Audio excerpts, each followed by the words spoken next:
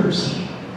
I joined Toastmasters International, the Albuquerque Challenge Club, which is an advanced club. I had never had any Toastmaster experience in my life before.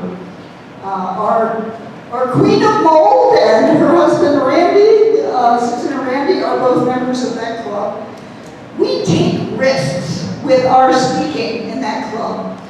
Toastmasters gives you guidelines for building your speaking skills, and if you are just a beginner speaker, it's great to follow those steps. But we've been doing this for quite a while now, and we just basically use the projects to do whatever the hell we want. That's what I've been doing. The last few meetings I've been recording my book review videos because we have a lovely plain black backdrop and lighting in the room, which is at Cooper Art Studios, and it's a great setting. So I encourage you to come check out Albuquerque Challenge Toastmasters. We meet the 2nd and 4th and 5th Saturday mornings of the month from 8 a.m. to 10 a.m. And it is a great supportive group that provides wonderful feedback. So think about that. Another local speaking opportunity to learn about the speaking business is the National Speakers Association New Mexico chapter, which I am the president of this year.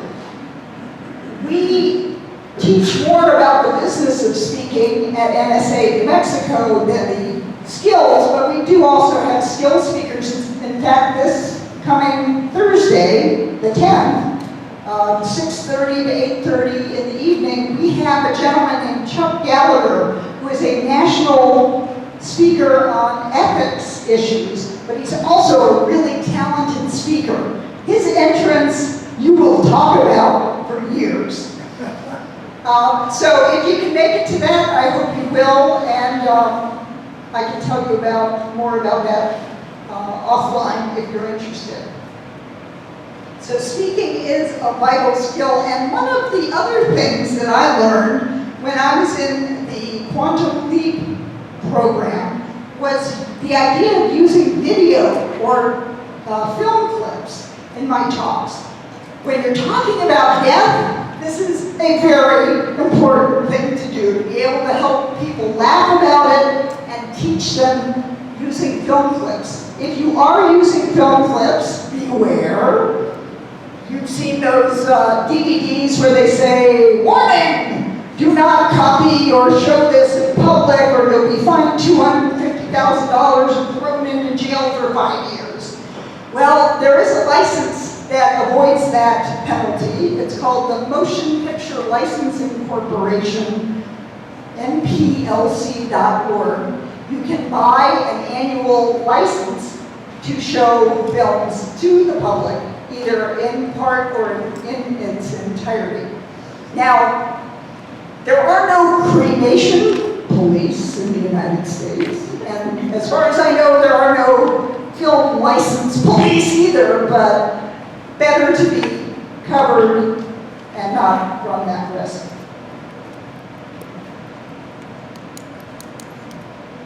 And the great thing about speaking is you can get paid to speak. And you can sell your books. So getting paid to speak is great. Selling your books on top of that is gravy. I will tell you, I just did a speaking engagement in Denver. The speaking engagement part paid $4,000, and they bought 100 copies of my book for $2,000. So the speaking part actually paid more, but getting 100 books into people's hands and getting that nice chunk of change, okay, the printing and shipping fee was deducted from the $2,000, but I still made a nice chunk of money. Social media, well, Elizabeth can tell us more about that, but it is so important to build your online networks so that your word is amplified. Your activities are amplified. People know, oh, Gail's out there doing this and that and the other. Try to be interesting. about what you're putting out there. Don't just promote your book, because that makes people say, yeah, whatever. But again, you're the expert on your field. You talk about whatever's going on in the field. And I have gotten these Facebook requests from like guys in the military who are widowed and strange places. I don't accept those friend requests. But if somebody does request me as a friend, I know it's like, I get that all the time. I don't know. Sorry, I'm married. But build your network online as well as in person. Real long time. Woo, time's always good. Well, let me get to the idea that sponsors make a huge difference in your income. One of the things that I started doing a few years ago was events. So I was one of the first people in the United States to hold a death cafe in the United States. This is an opportunity for people to come together, have a little coffee or tea, some cake or cookies, and just talk about what's on their hearts and minds about mortality issues. That was great to be a pioneer of that. That's a great expertise hook to hang, to be one of the first people to do something. And then I found out about Before I Die festivals, this idea of several days jam-packed full of activities. And you may see on your table this tarot card of death, which has some information on the back about this year's Before I Die festival. Well, down there at the bottom, you're going to see the logos of not only A Good Goodbye, but also Daniel's Funeral Home, DeMarcus Funeral Home, Everdays and App, French Funeral Homes, Gabaldon Mortuary, the Green Burial Council, Morris Hall Estate Planning Attorneys, and my final checklist, which is a planning form for pulling all your end-of-life information together. All of these people gave me money to be included in this festival. And we're holding events in Taos, Espanola, Santa Fe, Albuquerque, at their various locations to help bridge that gap between the general public who hasn't planned ahead and those businesses. This has made all the difference, sponsorships, in my tax return.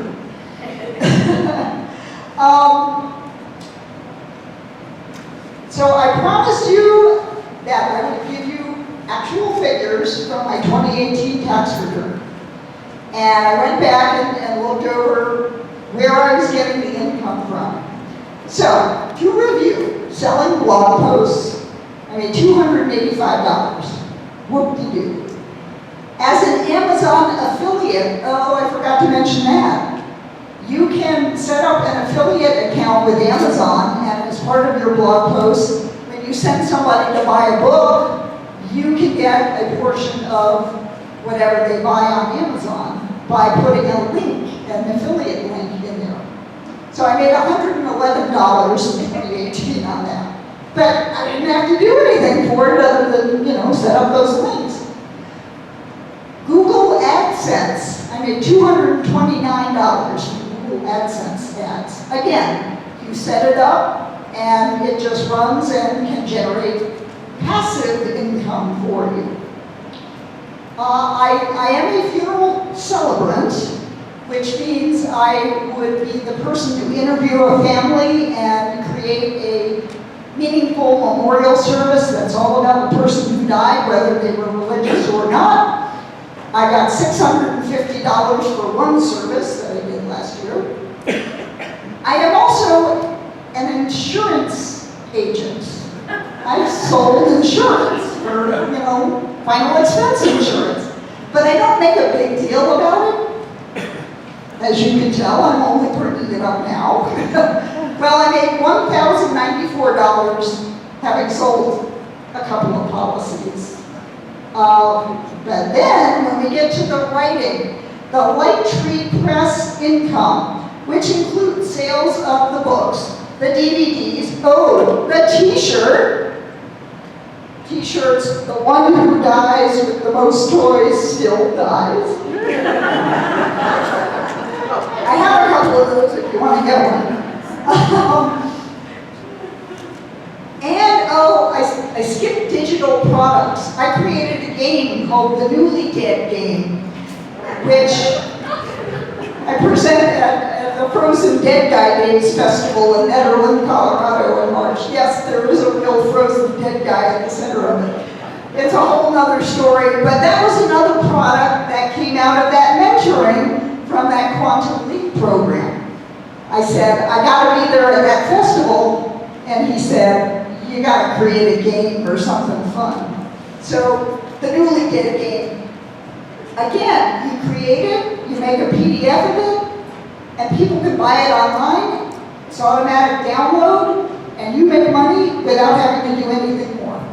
So I made $4,633 from book sales, digital products, and DVDs and other products through Lighttree Press. However, when it comes to speaking, I made $22,000 from speaking fees last year.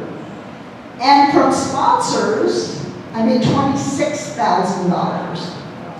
So, thank God early on my husband had his school teacher salary. But finally, I am able to stand on my own 2 feet with this doyen of death thing financially. Now, the only thing I haven't monetized is creating a mentoring program to help writers do what I've done. But I'm open to doing that. So if you want to talk to me about that, we do have my books back there in the back, and you can come meet with me and let me know if you might be interested. Yes, she's raising her hands back there. Now, I do want to let you know, I am so excited to debut to you today one of the new developments that we're doing for the Before I Die New Mexico Festival is an online video. It is just being finalized today, and I want to show it to you. This, I think, will go viral because it is a hoot. And it brings home this message about talking about death won't kill you and encouraging people to participate in the Before I Die New Mexico Festival. And signing up, planning ahead, go to the website, and make those arrangements while you still can laugh about death. Now we have to wait for the projector to go. Sorry.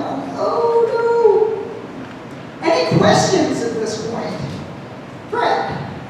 I have a question for you since you brought up your tax return. When you travel throughout the country to speak, and I'm sure in addition to your speaking fee, then sponsor group pays for your travel. Travel fees, sometimes they pay, sometimes I have to take it out of my fee. Okay. Yeah. They pay what is that considered a taxable benefit that you need to pay taxes on? Is No. No. It's a reimbursement of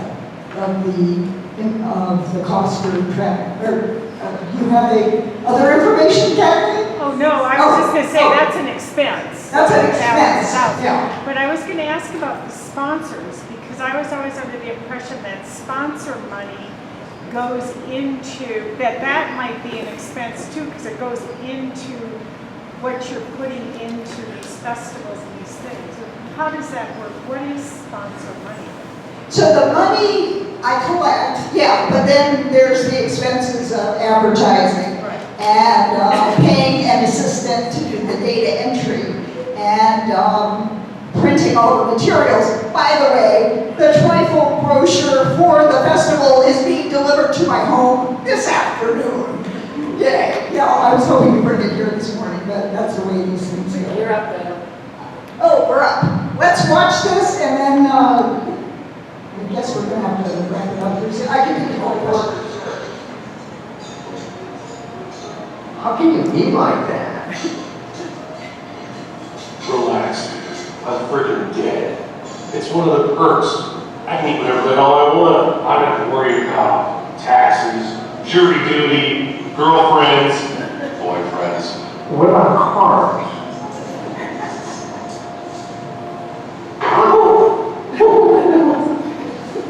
I don't even have to worry about climate change. How do I get in on this? The whole death thing? Yeah. Well, first off, look at what you're eating. No wonder you live this long. Feed that to the village cow.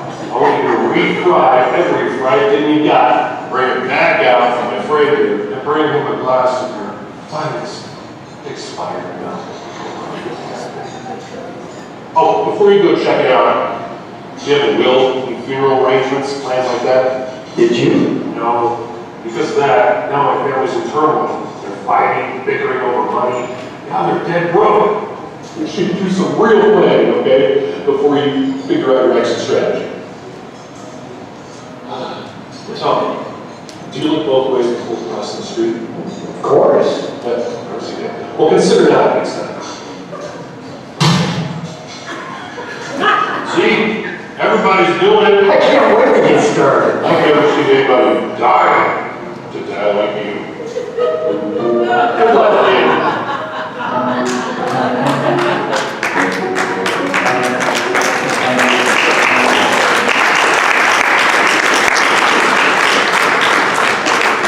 So what do all these people get for They being get, sponsored? so they get, And about what do they pay?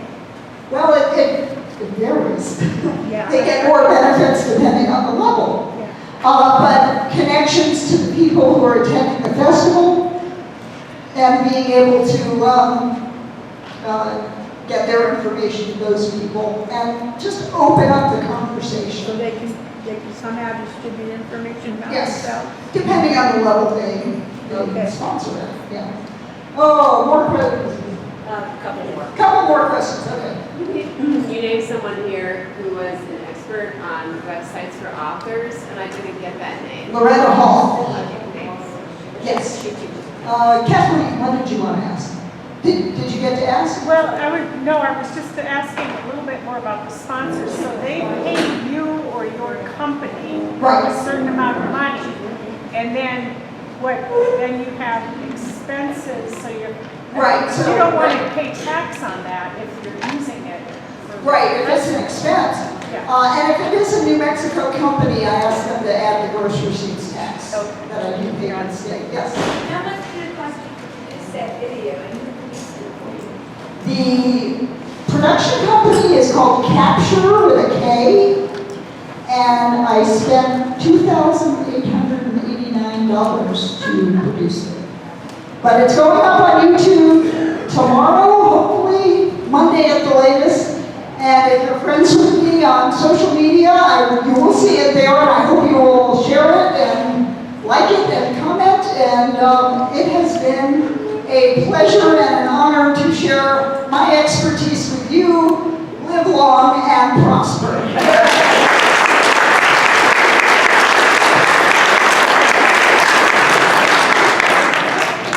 Yeah, I can copy a lot of what she said in terms of the speaking engagements. I go to conferences like at Oshkosh because I write for magazines.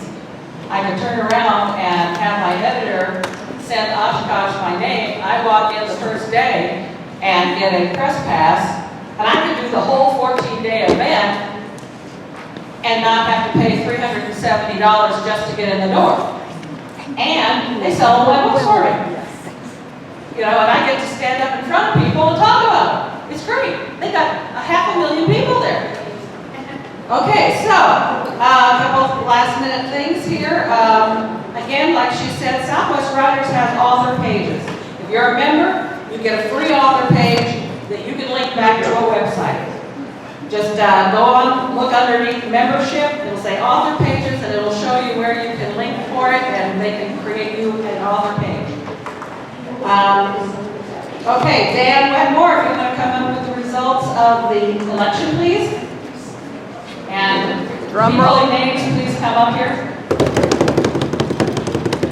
So before I announce the names, I just want to give out some thanks. First of all, to our candidates for being willing to volunteer to serve, because volunteerism in an organization like this is crucial. It's key to getting anything done, and Southwest Riders gets a lot done. Second, I'd like to thank the members of the nominating committee, Paul Shank and Sarah Baker, for being willing to do some of the drudge work.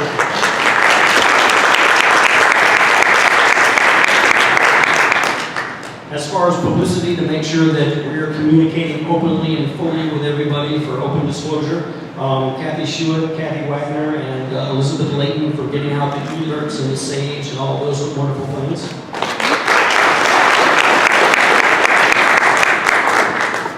For our voting officials, Leonia Rosenthal, and Leonia, I hope I can butcher your name, and Sarah Baker.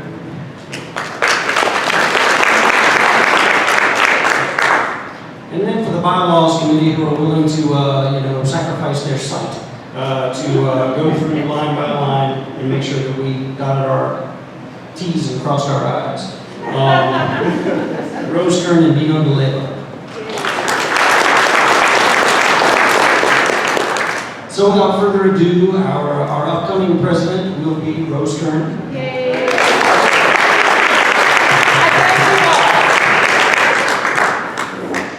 Our vice president will be Elizabeth Layton.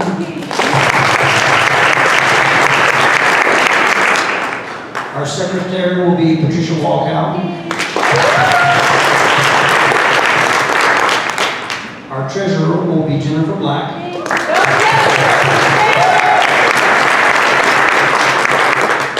And the bylaws are ratified by a rousing majority. So thank you all for participating.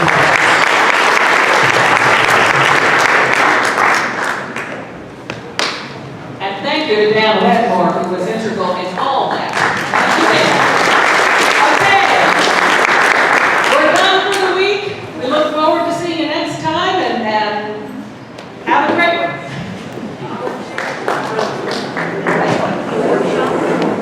Oh, and for those that are going to be staying, the workshop today with Bob Panera on location. Just if you haven't signed up, we're still in the back. Other than that, just come up here and hang out. She wrote teenage poetry full of earnest angst that was awful. And she loved to get up in front of people and speak. In junior high, yes, this is before middle schools came into being, she was part of a school assembly. And at the time, she was using the word check a lot. And she said check in front of this assembly, and there was a lot of laughter. And she was called to the principal's office. And they said, what did you say up there on that stage? And she said, check. Oh, they thought she said something else, which was shit. And this is where she learned the importance of enunciation.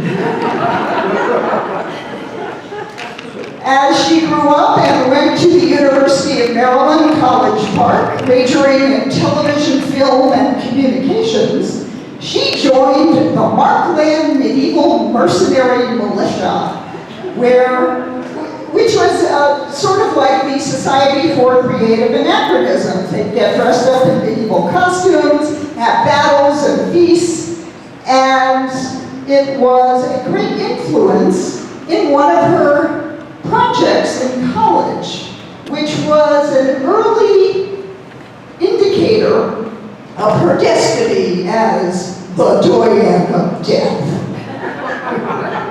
So yes, this is my life story I'm telling you. When I was in college, I had a film production class where everybody in the class had to create a movie and call it the bubblegum film. Most of my classmates did, it had to be black and white, 3 minutes, have a handful of specific shots. Most of my classmates did car chase films with something about bubblegum at the end. I did a satire of Ingmar Bergman's classic film opening of The Seventh Seal. Anybody know that film? Yes, that's where a medieval knight, this is where the Marklin part comes in, because we have the costumes. A medieval knight wakes up on a beach at dawn, and Death, the Grim Reaper, has come for him. And there's handily a chess set sitting right there, and the knight challenges Death to a game of chess. And as long as the knight continues to win the game, he gets to live. Well, in the bubblegum film, Death is played by Bob, my boyfriend and future ex-husband. And the knight was played by Eric, who was the best man at our wedding. Happened to have a nice chainmail suit and the whole 9 yards. We went down to the Chesapeake Bay before dawn so we could catch the sunrise. And in the bubblegum film, when the knight challenges Death to a game of chess, Death says he never learned. Thinking quickly, the knight holds up a piece of bazooka bubblegum. Remember bazooka? And says, "Do you like bubblegum?" Well, Death loves bubblegum. They agreed to abide by the fortunes in the wrapper, and Death gets his man. The last shot is Death putting his arm around the knight's shoulder, walking down the beach, and Death starts skipping. And I got an A on the project, yay. But it did not occur to me until only recently, in the past few years, looking back on that was my destiny, to be using humor and funny films to get people to laugh about death and hopefully to plan ahead. This is my mission in life. Now, I was not always the doyen of death. I went on to a career 5 years at C-SPAN. I got to work at C-SPAN right out of college as a producer. And yet, while I was there, it was very exciting. It was the, dare I say, the Tip O'Neill years. But I still wanted to do more writing. And I was being pitched by public relations people. And I thought, it looks like they do a lot more writing. I think I'll become a public relations professional. And left C-SPAN and joined a PR firm where I worked for 5 years until I came out to New Mexico on vacation. And I said, oh, I must live in New Mexico now. Saved my money for a year, had a boyfriend at the time who wanted to move to New Mexico. So we moved here in 1990, and it was absolutely the right thing to do. I continued to work in PR. And communication, by the way, communications in the 1980s, doing PR, fax machines were the big communications development. But now we have emails, and now we have social media. The world keeps changing, and we need to be able to change and adopt to the communications methods if we are going to stay relevant. Thank you so much. Now, in 2000, oh, by the way, well, I said Death was my future ex-husband. In 2000, I got married for the second time, had a very creative Jewish Western wedding. Everybody had such a good time, I wanted to write a book about creative life cycle events and call it Matchings, Hatchings, and Dispatchings. About weddings and births and deaths. I had the opportunity to write a monthly feature, article writing, tip number 1, in the Albuquerque Tribune. And it was the stories about death and funerals that got the most reader response. And that told me there's a real need to be able to have this conversation openly and honestly. You may not know this, despite great advances in medical care, humans do still have a 100% mortality rate. Yet less than 30% of adults do any end-of-life planning. Wills? Who's got a will? Let's see. Okay, you're doing pretty good there. Advanced medical directives? Okay. Funeral planning? Not so many there. Yeah. So when you check out without having these plans, fighting, they're scrambling to pull important information together and make expensive decisions under duress of grief. And it doesn't have to be that way. When I realized that people wanted to learn more or were commenting and interested in this topic of death and funeral planning, I focused on funerals. I had never planned a funeral for anybody, pre-planned a funeral. So I focused on my father-in-law, and we got together with a funeral home. He was 79 at the time. He had had 3 open heart surgeries in his life. After the 3rd one, he was in a coma for 10 days. He came out of the coma. His doctor said, "You better get your affairs in order." And he had done financial planning, but he had not done funeral planning. So I volunteered to go with my husband, and that's when we realized, oh my God, there's all this information we need. And over dinner with my in-laws, my father-in-law Norm saying, "Oh yeah, I'll get you the family history and my social security number and my veterans papers, and I'm gonna write my own obituary." Good, he's into this. And I look over at my mother-in-law, and she's looking down at the roast beef and the mashed potatoes. She doesn't want to talk about this. She doesn't want to think about this. No, Norm will live forever. We got past that, and he didn't actually die until 3 years later when he fell, broke his hip. As often happens with an 82-year-old with a broken hip, that was a 7-week downhill slide, and he died after his 3rd ER admission. And when he died, we were all there. It was a beautiful passing. It was actually the first time I had actually seen a person die, and it is powerful. Birth and death and weddings are life cycle events, are happening to all of us, and we need to bravely face them and prepare for them. When we went to the funeral home the next day, it was easy, it was quick, we were done in an hour.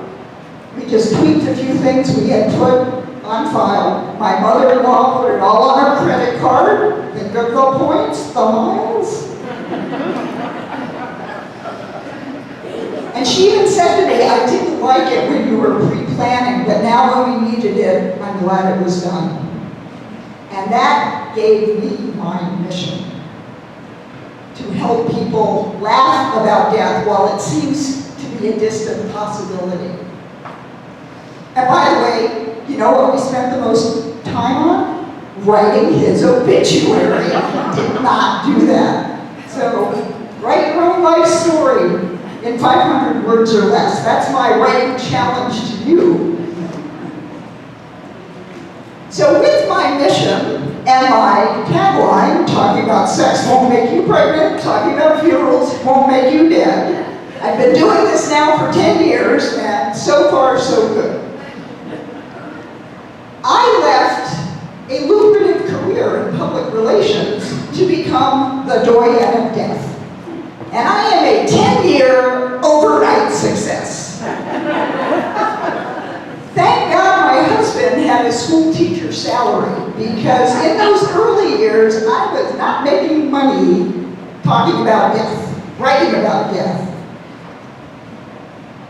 But the last few years, the harvest of all of that planting of seeds is coming to fruition.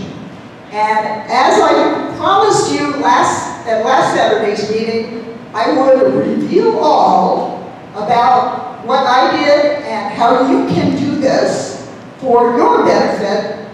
I will reveal all. I am actually going to tell you what my income for 2018 was at the end of this talk. So, so stay till the end. You'll want to hear this. When I first decided to go into this field, you have a question already? Congress submitted you for the... My taxes? Yeah, No. you're going to tell us. I'm going to tell you, and it's off of last year's tax return. Okay, so- but it's not a subpoena from Congress. No, no subpoena from Congress. So back in 2009, when I started to focus on funerals, because I was working on this whole matching, hatching, dispatching idea for a number of years, until about 2009, when I realized there are plenty of wedding planning books, we don't need another one of them. It's just too big a topic, and there was this interest in the funeral field from the articles that I'd written. I focused on just making it dispatches, but that didn't make sense to anybody. And I took some of my money from what I had been earning in public relations and invested it in various courses to learn about marketing. Now, I am naturally a marketer since I come from a PR background, but PR and marketing are two different things. Public relations is the art of getting news coverage for whatever you're doing. And that is a very helpful skill to have. I did spend, I will tell you, between $10,000 to $15,000 on learning marketing courses. If you're out there looking at any of this, you might have heard about Steve Harrison and his Quantum Leap program. I actually did sign up for that. I also participated in something called Rockstar Marketing with a guy named Craig Duswalt. And I know a few people within this room who have also participated in that. However, I am not recommending him because he ripped me off. I had bought into doing a weekly podcast program with him, and halfway through the year, it was a full-year program, he changed providers and said, if you want to come along and still be a rock star podcaster, you have to pay more money. And I said, no, thank you very much. And I said, I'm disappointed in you in an email, and he wrote back, I'm disappointed in you. So, can you believe that? Yeah. All right. So, I also worked with a guy named Tom Antion for my first website. Very important, have your own website. We have, is Loretta here? Loretta Hall teaches about websites for writers. And absolutely have your own website with your own name if you can get it. It also comes in handy not only for your writing, but also for your speaking. And I love this news about having links from SouthWest Writers' website to yours. That's very helpful for search engine optimization, SEO. You definitely want to make sure you're building that into what you're doing for marketing your writing. You want to make sure your website is secure and updated. I have a tragic story of my website getting taken over and becoming a malware machine. What did it's basically was cranking out malware onto the internet, and it got shut down on the platform, the server that my website was hosted on. And I was offline for about 3 weeks, and that was terrible. But I had my website redone, totally secure, locked down, and maintained, because things keep changing in this online world.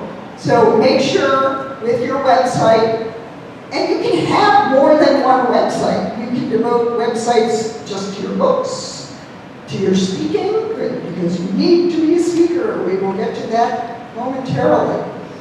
And you can start a website, a blog for free on WordPress. That's how I got started, with the Family Plot blog. And I wrote for at least a year or two on that WordPress platform. However, you don't own that, and all of the traffic is getting credited to WordPress. When I established agoodgoodbye.com, all of the blog posts from the WordPress Family Plot blog were redirected to A Good Goodbye and continue to be redirected, but I have to pay WordPress $13 a year for that redirect. So think about that when you're going to start blogging. Blogging is a great way to write a book. In fact, in my first 3 years, one of the suggestions that came out of Steve Harrison's marketing advice was go do a challenge, like, 30 funerals in 30 days. I did that. For 3 years in a row, I picked out obituaries out of the newspaper and went to the funerals and memorial services of people I didn't know and wrote about them on my blog. And they've been out about the first year. I just kind of like worked and then wrote about it. And then one lady pitched a fit. How could you do that? Well, it was a public event. It was in the newspaper. But I learned my lesson. I always made sure to ask some family member in the following 2 years for permission. I would present it like I do this blog, and I'd like to honor your loved one by doing a story about your memorial service, your funeral here today for this loved one. And 29 out of 30 times people said yes. In fact, some people said, do I have to pay for this? I was like, no. And it really was a great eye-opening experience to take the pulse of what's actually happening out there on the front lines of funeral service. Well, those blog posts have been sitting there, and thanks to Kathy Fyock, she talks about blogging your book. If you're doing blog posts, you've got a book. And in fact, I have 3 years of 30 blog posts, 90 blog posts, that my next book will be 30 lessons from 30 funerals in 30 days. Just going to recycle that content and put it together, because there were a lot of lessons to be learned from attending all of those funerals. So think about blogging your book. One other thing about blogs and websites, when you're out there long enough and you're ranking as a, in terms of your keywords and your expertise, people will start emailing you saying, can we get links to your website? Can we do a blog post for your website? Well, depending on who they are and what they want to write about, I say, well, it costs this much to get a link from my website to your website. And people will pay. So once you use your expertise and establish that, and people are coming to you, they recognize that this is a benefit. And there's this whole complicated, and it may have changed since I first learned the information about where you rank on the internet and links to other sites that are lower than yours or higher than yours and whatnot. But linking to SouthWest writers can only help you. So whatever they're charging, pay it. So that's what you can do also is be a journalist. You're an expert in your field, whether you're writing nonfiction or fiction.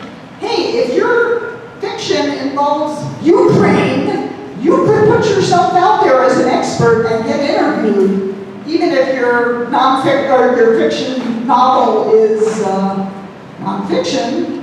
You gotta know a lot about the country of Ukraine, so why not put yourself out there and get interviewed about it? And one other thing you can do as a journalist is go to conventions and get a free pass as a journalist to attend and write about particularly the exhibitors at the expo. So I would go out there and cover new developments in the funeral field, and boy, there's some really interesting things that go on at funeral director conventions. The cost to attend a convention can be $300, $500, $800. So there's a big cost savings right there, although I would still have to pay my own travel expenses. But the connections you make, and I want to emphasize, yes, there's social networking online, but you can't be getting out there and meeting people face to face.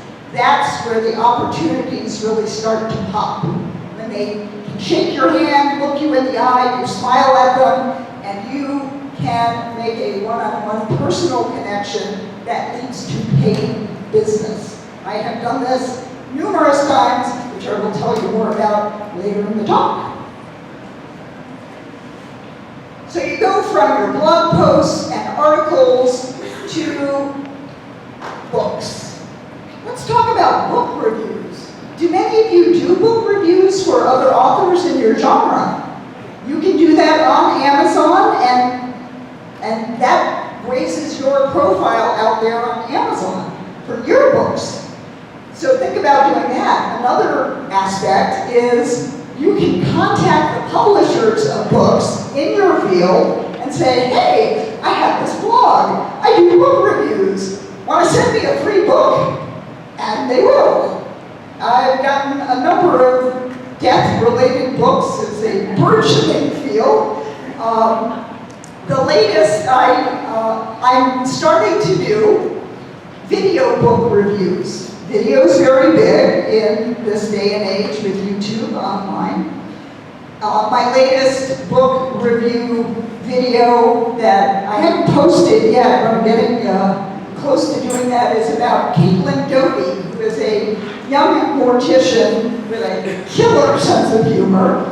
And her latest book is, Will My Cat Eat My Eyeballs? And other questions tiny mortals ask. So it's questions from kids that she answered. Fabulous book. So, I got a free copy. Other savings there if you love to read books in the field that you write about. So writing your book and publishing your book are two different things, right? Well, many of you know my first book was A Girl's Pocket Guide to Trouser Trout, Reflections on Dating and Fly Fishing, which was fun to write, and I needed to write it, and I published it through Author House. You guys know about Author House? They'll publish your book, but guess what? They own the ISBN, and you can't sell it anywhere else. I mean, they'll put it out there, and then they'll start hawking you to spend dollars with them to market it. And I let that go a long time ago. And when I wrote A Good Goodbye, Funeral Planning for Those Who Don't Plan to Die, I decided to publish it myself. I started Light Tree Press in honor of my love of the burning bush from Exodus, to bring light to dark subjects. And published through Ingram Lightning Source. Now, by the way, October 12th, this next Saturday, is Indie Author Book Day, and up in Santa Fe there will be an event where a big head honcho from Ingram Lightning Source is going to be talking about the benefits that they offer to publishers. By the way, you publish through them, they can print it on demand, ship however many copies you want. They offer distribution to Amazon, to the bookstores, to all the online retailers. And it's wonderful. So, and when you set your price for your book, you get, outside of the printing and shipping fee, you get all that money. Ingram Lightning Source also offers ebook distribution, but what I did with A Good Goodbye was the electronic book version through BookBaby. And BookBaby is another good opportunity for both print and ebook production and distribution. You get most of the money. So, every now and then, Surprise, you have $58 deposited in your checking account. Yay. Also, kicking the bucket list was a traditional publisher book from Rio Grande Press. Has anybody else here published with them on the bucket list series or any other books? No? Okay. So this is 100 whatever things to do before you die. They didn't give me an advance to write this. I did a lot of work on it. And the royalties have been less than overwhelming. But I get 50% off on buying the book for selling myself. So you don't make as much money when you go with a traditional publisher. Another development that I just participated in are anthology books. We've heard some of our members talking about anthology books. And I got approached to participate in One Habit, 100 habits from the happiest achievers on the planet. Now, I didn't have to pay to participate in this, but they want you to help market it. And it can be really relentless. They are working on an audio book of it, and after I'm done here today, I'm going to record my reading of my contribution, which is always embrace your uniqueness. And as you can tell, I've always embraced my uniqueness. I find that makes me very happy. So that's a quick look at books. And when we get to the money part of the report, you will see that publishing our books is the achievement of a dream. I'm a published author. It's not a big moneymaker necessarily. Taking those next steps will really help you generate real money. You can, I touched on the idea of videos, online videos.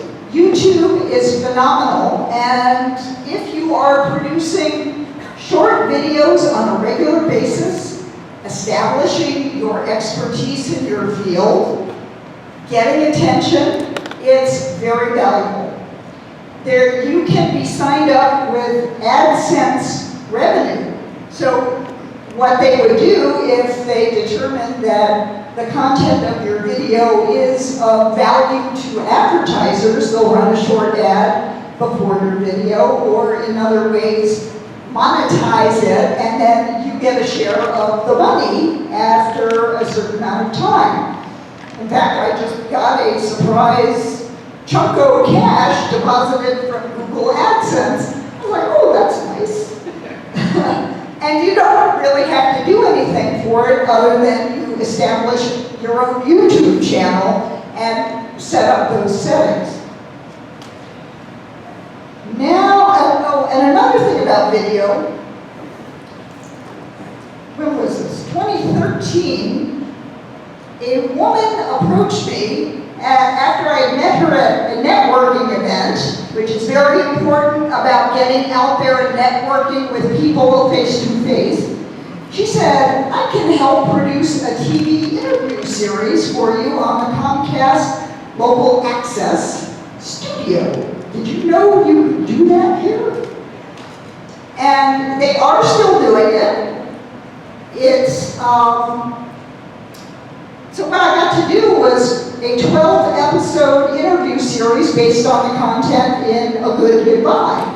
And I got local companies as well as other companies who I had met through networking at conventions in the funeral industry to provide money to sponsor making this happen. And then it showed locally. The idea was to eventually leverage it and send it out nationally. That hasn't happened, but it might. It still might. But the videos are available on YouTube as well. But there are people watching cable TV and these off channels, and you never know who's going to see you out there on cable TV or on the internet.